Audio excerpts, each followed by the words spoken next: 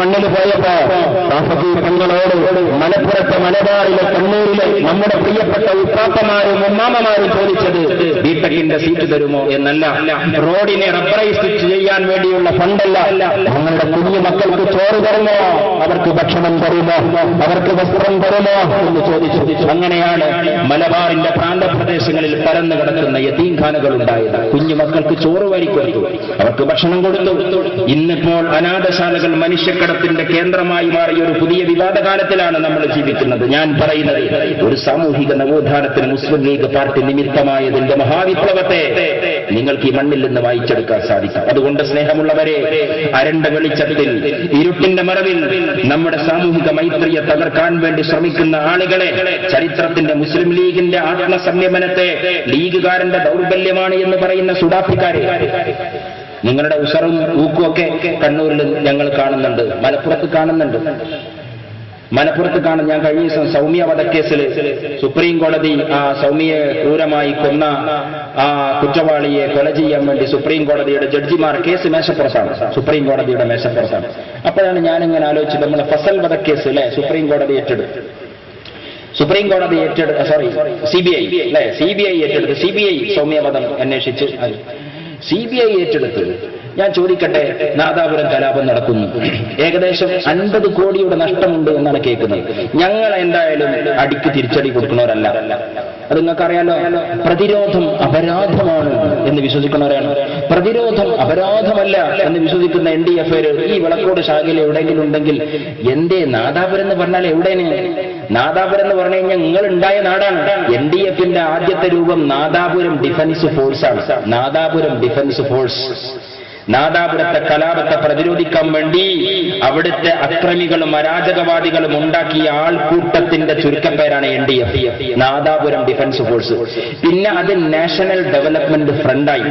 RSSനെ എതിർക്കാൻ വേണ്ടി വന്ന NDFകാരന്റെ പേര് മുഴുവൻ RSSൽ നിന്ന് കോപ്പിയടിച്ചതാണ് എന്ന നാണക്കേട് NDFന്റെ പേര് പരിശോധിക്കുമ്പോൾ നമുക്ക് മനസ്സിലാവും. നാഷണൽ ഡെവലപ്മെന്റ് ഫ്രണ്ടിന്റെ അർത്ഥം എന്താ?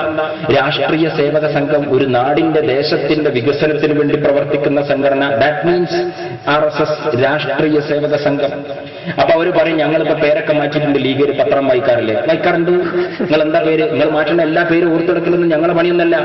ഞങ്ങൾ എല്ലാവർക്കും കൂടി ഇട്ടിക്കുന്ന പേര് ഒറ്റ പേരാണ്, SLV, സ്ഥിരം ലീഗ് വിരോധികൾ. ആ ഒറ്റ പേര് നിങ്ങൾക്ക് ഈ എല്ലാ അണ്ടനടകോടന്മാരും കൂടി ഒറ്റ പേരിൽ ഒരു ടാഗിൽ ഞങ്ങൾ ഇട്ടിട്ടുണ്ട്. നിങ്ങളോട് ചില വർത്താനം പറയാൻ വേണ്ടി ഞാനത് ഓർക്കണം. ഒരു പുണ്യമാക്കപ്പെട്ട പേരായതുകൊണ്ടെന്നല്ല NDFന്റെ പേര് മാറ്റി. എന്താ നിങ്ങളുടെ പേര്? പോപ്പുലർ ഫ്രണ്ട് എന്നാണ്. അതെന്താ പേര്? RSSനും BJPക്കും സംഘപരിവാറിനും ഒരു തലസ്ഥാനവും ഒരു തറവാടും, ആ തറവാട്ടിനൊരു ഗേറ്റും ആ ഗേറ്റിനൊരു ബോർഡും ഉണ്ടെങ്കിൽ അവർ വെക്കുന്ന പേരാണ് സംഘപരിവാർ. സംഘപരിവാർ എന്ന് പറഞ്ഞു കഴിഞ്ഞാൽ ജനങ്ങളെ മുന്നണി എന്നാണ്. എന്ന് പറഞ്ഞു കഴിഞ്ഞാൽ പോപ്പുലർ ഫ്രണ്ട് എന്നതിന്റെ ഭാഷാന്തരമാണ് സംഘപരിവാർ എന്നോർക്കണം. പിന്നെ എന്റെ സുഡാപ്പി അല്ലെ, സുഡാപ്പി എന്ന് S കട്ട് ചെയ്ത് നോക്കി നിങ്ങൾ. DPI എന്ന് പറഞ്ഞാൽ എന്താ? Democratic party of India. That means Bharatiya Janata party അല്ലെ. സ്വന്തം രാഷ്ട്രീയ പാർട്ടി പോലും RSSകാരന്റെ അണ്ടർവയറിൽ നിന്ന് നോക്കിയെഴുതേണ്ട ഗതികേടിന്റെ ചുരുക്കപ്പേരാണ് എന്ന് ഓർമ്മപ്പെടുത്താൻ ഞങ്ങൾ ആഗ്രഹിക്കുകയാണ്. ഇവരെ ആണുങ്ങളെ പാർട്ടി പേരിതാണ്. ഇനി പെണ്ണുങ്ങളെ പാർട്ടിയോ? ഞങ്ങളൊക്കെ ഈ കുടുംബസംഗമം നടത്തുമ്പോൾ ഒരു ഗാനമേള കൊടുക്കും, നല്ല പാട്ട് കൊടുക്കും, നല്ല ഭക്ഷണമൊക്കെ കൊടുത്തിട്ട് പെണ്ണുങ്ങൾ അങ്ങനെ ഓൾക്ക് അതിനെ നേരുള്ളൂ. ഈ സീരിയലും പരസ്പരം കണ്ടു കഴിഞ്ഞാൽ അസ്സലാമു അലൈക്കും എന്ന് പറയുമ്പോ മറ്റേ ബാലാമണി എന്താണ് വേറെ സീരിയൽ കണ്ടെങ്കിൽ എന്താ പറയുന്നത്? പരസ്പരം കണ്ടു കഴിഞ്ഞാൽ സലാം പറയണം എന്നുള്ളത് മദ്രസയുടെ കുട്ടി വായിക്കുമ്പോ പരസ്പരം എന്നുള്ള സ്ത്രീധനം കണ്ടു കഴിഞ്ഞാൽ എന്ത് ചൊല്ലണം എന്ന് ചോദിക്കുന്ന പെണ്ണുങ്ങൾ ജീവിച്ചിരിക്കുന്ന കാലത്ത് ഓരോ തീവ്രവാദ രാഷ്ട്രീയത്തിലേക്ക് കൊണ്ടുപോവാണ്. ഞാൻ ചോദിക്കട്ടെ, NDFകാരെ, നിങ്ങൾ ആണുങ്ങളെ പാർട്ടിന്റെ പേര് BJP എന്നാണെങ്കിൽ നിങ്ങളെ പെണ്ണുങ്ങളെ പാർട്ടിന്റെ പേരെന്താ? എന്താ പേര്? NWF, നാഷണൽ വിമൺ ഫ്രണ്ട് എന്നാണ്. എന്താ RSSന്റെ പെണ്ണുങ്ങളെ പാർട്ടിന്റെ പേര് അറിയോ നിങ്ങൾക്ക്? ദേശീയ മഹിളാ മോർച്ച. ദേശീയ നാഷണൽ മഹിളാ വിമൺ മോർച്ച ഫ്രണ്ട് ആണ്. മാത്രമല്ല പെണ്ണും RSSൽ നിന്ന് കോപ്പിയെടുക്കേണ്ട നാണം കെട്ടവൻ അവനാണ് ഈ തെരുവുകളിൽ 6ര പതിറ്റാണ്ടിന്റെ ഇന്ത്യൻ കൊടുങ്കാറ്റിനെ അതിജീവിച്ച കായികമില്ലത്തിന്റെ രാഷ്ട്രീയത്തെ ചോദ്യം ചെയ്യുന്നത്. നാണക്കേടെ നിന്റെ പേരോ NDF എന്ന് ചോദിക്കാൻ ഞങ്ങൾ ആഗ്രഹിക്കുകയാണ് അല്ലെ. അവസാനമായിട്ട് നടത്തിയ മാർച്ചിന്റെ പേരെന്താണ്? യൂണിറ്റി മാർച്ച് അല്ലെ. യൂണിറ്റി മാർച്ച് മുരളി മനോഹർ ജോഷിയുടെ നേതൃത്വത്തിൽ ജമ്മുവിൽ നിന്ന് നടത്തിയ മാർച്ചിന്റെ RSSന്റെ മാർച്ചിന്റെ പേരാണ് ഈ ഏകതാ മാർച്ച് നിങ്ങൾ അറിയണം. അപ്പൊ എല്ലാം NDF-ൽ നിന്ന് RSS-ൽ നിന്ന് കോപ്പിയടിച്ച ഒരു രാഷ്ട്രീയവുമായി നടക്കുന്ന NDF-കാരൻ അവന്റെ വ്യാജ രാഷ്ട്രീയം, അവന്റെ കലാപരാഷ്ട്രീയം സമൂഹത്തിനോ പൊതുസമൂഹത്തിനോ ഗുണമില്ല. അവരൊക്കെ നമ്മൾ പറയും ഇവരിപ്പോ ഈ ആത്മസംയമന ശിഹാബുദ്ദീനും ഈ പാട്ടൊക്കെ ഇവർ പാടുന്നത് എന്താന്ന് പറഞ്ഞു കഴിഞ്ഞാൽ വേറെ വഴിയില്ല, അതുകൊണ്ടാണ്. അല്ലല്ലോ, ഇന്ത്യയുടെ ചരിത്രത്തിന്റെ ഇന്നലകൾ നിങ്ങൾ പഠിക്കുക. മഹാനായ സാമൂതിരി രാജാവിന്റെ സാമ്രാജ്യത്തിന് കാവൽ നിന്നത്, സാമൂതിരി രാജാവ് എന്ന് പറയുമ്പോൾ RSS മനസ്സിലാക്കണം, ഞങ്ങളെ ഭാഷയില് സാമൂതിരി രാജാവ് ഒരു രാജാവ് മാത്രമാണ്, നിങ്ങളുടെ ഭാഷയിൽ ഹിന്ദു രാജാവാണ്. ആറന്മുള വിമാനത്താവളെ രക്ഷിക്കാൻ മലയാളി ഇറങ്ങണമെന്ന് പറയേണ്ടതിന് പകരം ആറന്മുള വിമാനത്തെ രക്ഷിക്കാൻ ഹിന്ദുക്കൾ ഇറങ്ങണം എന്ന് പറയുന്ന സൂപ്പർ സ്റ്റാർ നടനോട് ഞങ്ങൾ പറയുകയാണ്, കുഞ്ഞാലി മരക്കാർ ഓർക്കണം, Suresh Gopi just remember that എന്ന് മുസ്ലിം യൂത്ത് ലീഗ് ഓർമ്മപ്പെടുത്തുകയാണ്. കുഞ്ഞാലി മരക്കാരെ മുന്നിൽ വെക്കുകയാണ്. കുഞ്ഞാലി മരക്കാരുടെ സാമ്രാജ്യത്തിന് കാവൽ നിന്ന കോട്ടണിഞ്ഞ ഒരു പട്ടാളക്കാരനെ, സാമൂതിരിയുടെ സാമ്രാജ്യത്തിന് കാവൽ നിന്ന പട്ടാളത്തിന്റെ കുപ്പായമറ്റ നാവികപ്പടയുടെ പോരാളിയെ ഞങ്ങൾ ഹാജരാക്കുകയാണ്. എന്നിട്ട് സുരേഷ് ഗോപിയോട് ഞങ്ങൾ ചോദിക്കുകയാണ്, സാമൂതിരി രാജാവിന്റെ സാമ്രാജ്യത്തിന് കാവൽ നിൽക്കുന്ന ഈ പട്ടാളക്കാരന് ഓർമ്മയുണ്ടോ? ഈ മുഖത്തിന്റെ പേരാണ് കുഞ്ഞാലി മരക്കാർ എന്ന ഈ സൂപ്പർ സ്റ്റാറുകളെ ഞങ്ങൾ ഓർമ്മപ്പെടുത്തുകയാണ്. അറബിക്കടലിന്റെ അലമാലകളിൽ സാമൂതിരി എന്ന ഹിന്ദു രാജാവിന്റെ സാമ്രാജ്യത്തിന് കാവൽ നിൽക്കാൻ കുഞ്ഞാലി മെനക്കെട്ട ഒരു കേരളത്തിന്റെ ഇന്നലകളെ മറക്കാൻ ശിഹാബ് തങ്ങളുടെ അനുയായികൾക്ക് സാധിക്കില്ല.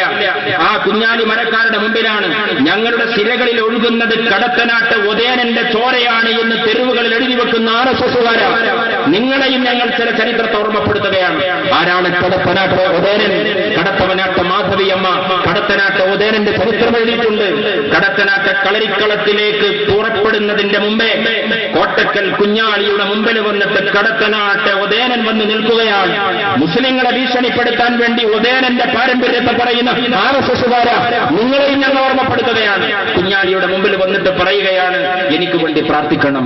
കുഞ്ഞാലി പറയുന്ന ഒരു വാക്കുണ്ട്, ഒതേന കളരിക്കളത്തിൽ നിന്റെ അംഗം ചെയ്യിക്കാൻ യുദ്ധദേവതയുടെ കാരുണ്യമുണ്ടാകാൻ ഞാൻ എന്റെ അള്ളാഹുവോട് പ്രാർത്ഥിക്കുന്നു എന്ന് പറഞ്ഞ ഒരു കുഞ്ഞാലിയെ അള്ളാഹുവിന്റെ പേരിലുള്ള പ്രാർത്ഥനയെ സ്വീകരിച്ച് യുദ്ധദേവതയുടെ കാരുണ്യത്തിന് വേണ്ടി കാത്തിരുന്ന കടത്തനാട്ട ഒതേനന്റെ പാരമ്പര്യം കേരളത്തിന്റെ മണ്ണിലുണ്ടെങ്കിൽ ആ പാരമ്പര്യത്തെ കാത്തുസൂക്ഷിക്കാൻ സയ്യിദ് മുഹമ്മദ് അലി ശിഹാബ് എന്ന ആധുനിക കേരളത്തിന്റെ മതേതരത്വത്തിന്റെ ബ്രാൻഡ് അംബാസഡറെ ഞങ്ങൾ ഇവിടെ ഉയർത്തിപ്പിടിക്കുകയാണ്. ഉമർ ഖാദി, കേരളത്തിന്റെ നവോത്ഥാനത്തിന് നായകത്വം നൽകിയ മഹാനായ ഉമർ ഖാദി ഈ നവോത്ഥാനത്തെ ഏറ്റെടുത്തതാണ്. ഖാദി മുഹമ്മദ്, കോഴിക്കോട്ടെ ഖാദി മുഹമ്മദ് നമ്മുടെ മൗലൂദ് കിതാബിന്റെ ആത്മബന്ധം മൗലൂദ് ശിർക്കാണോ ഹലാലാണോ ഹറാമാണോ എന്നൊക്കെ ഉള്ളത് മതസംഘടനകൾ തെരുവിൽ വെച്ച് തീരുമാനിക്കട്ടെ. നമുക്ക് അതുമായിട്ടൊരു ബന്ധമില്ല. ഞങ്ങൾ എന്തോ സലാത്ത് ചൊല്ലിക്കൊള്ളി, സലാത്തിനോട് നമുക്കൊരു കുഴപ്പമില്ല, ഒരു മതസംഘടനയോടും കുഴപ്പമില്ല, എല്ലാവരോടും ശരിദൂരമാണ്. അതുകൊണ്ട് അതൊക്കെ മതസംഘടനകൾ തീരുമാനിക്കട്ടെ. ഞങ്ങൾ അവരോട് പറയുന്നത്, ഖാദി മുഹമ്മദ് എന്ന് പറയുന്ന കേരളത്തിന്റെ മലബാറിന്റെ ആത്മീയ പാരമ്പര്യത്തിന്റെ ധാരയുടെ അണമുറിയാത്ത പ്രവാഹമായ ഖാദി മുഹമ്മദ്, അദ്ദേഹത്തിന്റെ ഒരു കിതാബുണ്ട്. NDF-കാരോട് പറയാണ്, പൈസ ഉണ്ടെങ്കിൽ നിങ്ങൾ തേജസ് ബുക്സ് നിന്ന് പോയിട്ട് വാങ്ങണം. ഫത്ഹുൽ മുബീൻ ആ കിതാബിന്റെ ആദ്യത്തെ പേജിൽ ആ പുസ്തകം സമർപ്പിച്ചിട്ടുണ്ട്. ആർക്കാണ് ആ പുസ്തകം ഇന്ന് ചിന്തിക്കാൻ പറ്റും? ഒരു മുസ്ലിം പണ്ഡിതന്റെ കിതാബ്, ഫത്ഹുൽ മുബീൻ ലിസ്സാമിരി അല്ലദീ യുഹിബ്ബുൽ മുസ്ലിമീന, മുസ്ലിം സഹോദരന്മാരെ സ്നേഹിക്കുന്ന സാമൂതിരി എന്ന ഹിന്ദു രാജാവിന്റെ സ്നേഹത്തിന്റെ മുമ്പിൽ ഞാൻ ഈ കിതാബിനെ സമർപ്പിക്കുന്നു എന്ന് പറഞ്ഞ ഖാദി മുഹമ്മദിന്റെ പാരമ്പര്യമാണ് പാണക്കാട്ട് കൊടപ്പനക്കൽ തറവാട്ടിലെ പൂമുഖത്തിന്റെ പാരമ്പര്യം എന്ന് ഈ തെരുവുകളിൽ ഓർമ്മപ്പെടുത്താൻ, കേരളത്തിന്റെ പുതിയ സംഘർഷഭരിതമായ ഈ തെരുവുകളിൽ ഓർമ്മപ്പെടുത്താൻ ഞങ്ങൾ ആഗ്രഹിക്കുകയാണ്. ശ്രീനാരായണ ഗുരു കേരളീയ നവോത്ഥാനത്തിന്റെ മഹാഗുരുവാണ്. മരുത്താമലയിൽ തപസ്സിരുന്ന ശ്രീനാരായണ ഗുരു. ആരാ ശ്രീനാരായണ ഗുരു?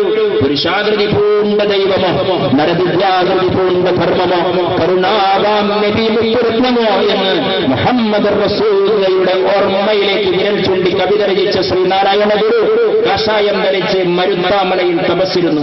തന്റെ ജീവിതത്തിന്റെ പ്രശ്നങ്ങൾ അന്വേഷിക്കാൻ അദ്ദേഹം ആ മലയുടെ മുകളിൽ നിന്ന് ഇറങ്ങി വന്നു. ആരുടെ സവിധത്തിലേക്കാണ്? വക്കം അബ്ദുൽ ഖാദർ മൗലവി എന്ന മുസ്ലിം പണ്ഡിതന്റെ സവിധത്തിലേക്കാണ് ശ്രീനാരായണ ഗുരു എന്ന ആധുനിക കേരളത്തിന്റെ മഹാനായ നായകൻ ഇറങ്ങി വന്നതെങ്കിൽ ആ